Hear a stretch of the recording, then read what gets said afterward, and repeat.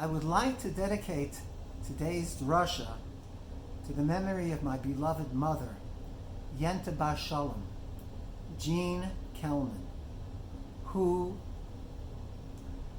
memory shall be for a blessing and whose yahrzeit I am observing today. In addition, I'm also observing the yahrzeit of my cousin David Nehemiah ben Baruch, David Mailer, whose Shloshim is today.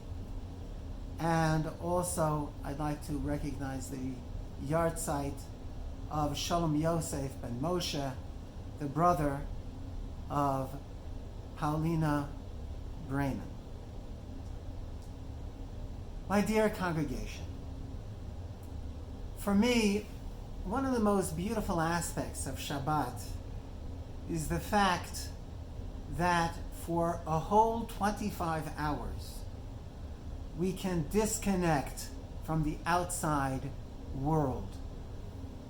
We can free ourselves from television, the computer, world news, world panic, and for 25 hours, dedicate ourselves to Hashem.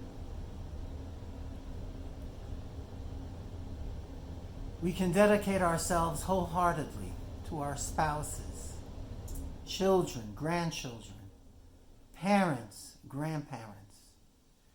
And we can cherish those moments. The Shabbat meal is a wonderful opportunity to engage with our families and share Divrei Torah with them. We may also consider engaging with our families in other ways, with Shabbat-friendly games, chess, checkers, Scrabble, and also finding creative ways to teach and learn the Hebrew language. It is a special mitzvah to learn Hebrew on Shabbat. Many rabbis throughout Jewish history insisted on speaking Hebrew exclusively with their families on Shabbat. One of the things that I like to do is, in my house, we have a game called Hebrew Bananagrams. And the Rebbitzin and I play every Shabbat. I don't have to tell you who wins every Shabbat, but I'm really working hard on it. Finally, if we need a little downtime, there's always books. And there are tons of Hebrew-themed books, whether it be Jewish history or historical novels. There are so many books that can keep us occupied on Shabbat. For those of us who live alone, though, these Shabbatot, and even weekdays, can actually be a cause of stress.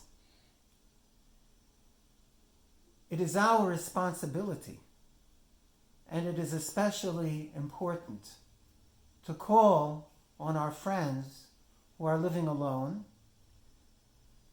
or better yet, FaceTime with them, thanks to modern technology, before Shabbat and as soon as Shabbat concludes, to make sure they're doing well and to impart to them a feeling of warmth and simcha and love. In the merit of our enhanced performance of the mitzvot and the study of Torah during these trying times, may Hashem hear our prayers, respond to our supplications, protect us from every woe and injury, and may we all come out of this coronavirus healthy and stronger spiritually as well as physically. And let us say, Amen.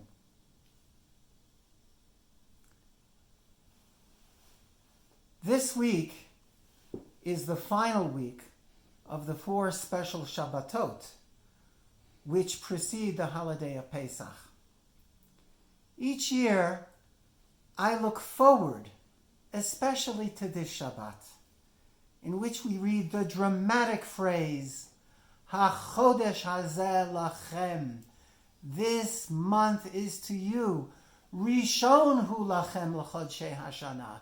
It is the first of the beginning of each and every month of the Jewish calendar. Where, you may ask, is the drama? Why does it give me goosebumps to read it? I'll tell you why. Judaism is all about new beginnings. Each and every morning we wake up, we recite Moda'ani, and we embrace a new day anew.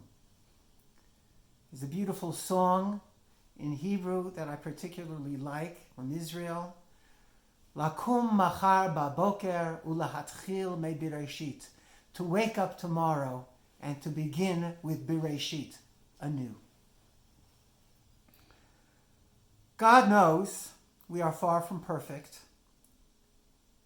Occasionally, we fail Him. We fail ourselves. So there is a procedure to correct that. It's called teshuvah. And as soon as we complete the aspect of teshuvah, then immediately we begin brand new, as if nothing in the past matters.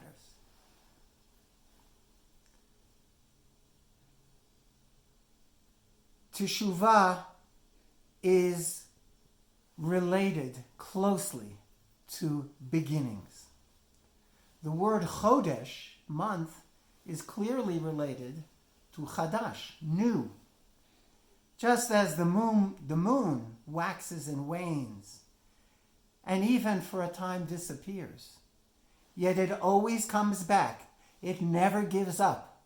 So too, we have to be the same. In Judaism, we have many such new beginnings. We have Rosh Hashanah, Yom Kippur, which are clearly related to Teshuvah.